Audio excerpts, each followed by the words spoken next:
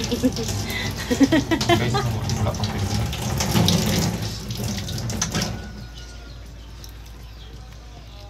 So, guys, nasa dirty kitchen kami nila. Actually, guys, na-miss ko yung ganitong, lutuan.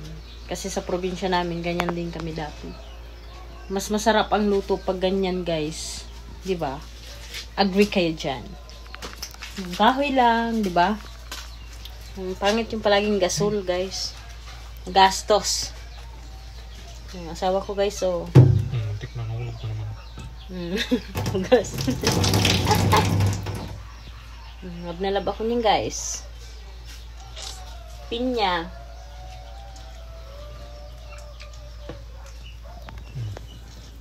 Para, pa. Yan guys, so pwede po itong tanim ko. Para. Tsura ko, guys, oh. Hindi pa ako nakapagbihis. Galing kami ng palengke kanina. Oh. Mukbang pinya. Mukbang pinya tayo. Ito ng asin.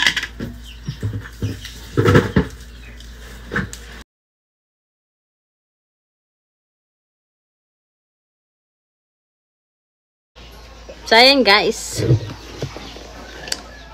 Sarap.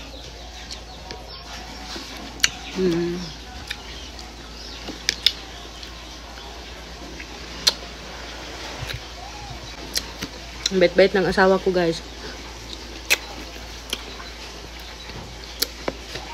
Sabi ko, balatan ako ng pinya. Binalatan niya rin ako, guys. Susunurin ang asawa ko. So, and guys, lumipat ako ng pwesto. Kasi ang init sa labas. Dito ako sa loob. Naka-aircon kami. Halo-halo na kinain mo. Yung naasawa ko. Wait. Kaya nga. Halo-halo kayo. Lagay mo yun doon sa ref. Maya, paluto mo yung ano kayo.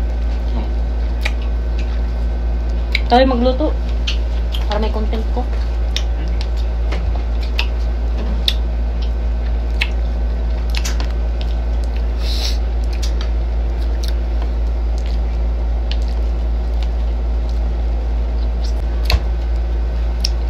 Alam nyo guys, yung paborito kong mga prutas.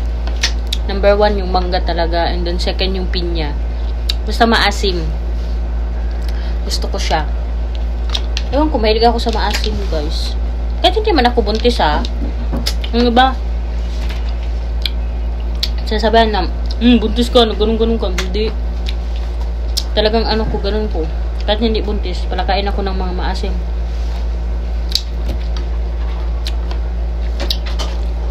Matamis-tamis na kasi nung binili namin to doon, kinain namin sa resort, maasim pa. No? Ano, babe? Ayun ko. Sa akin manapin.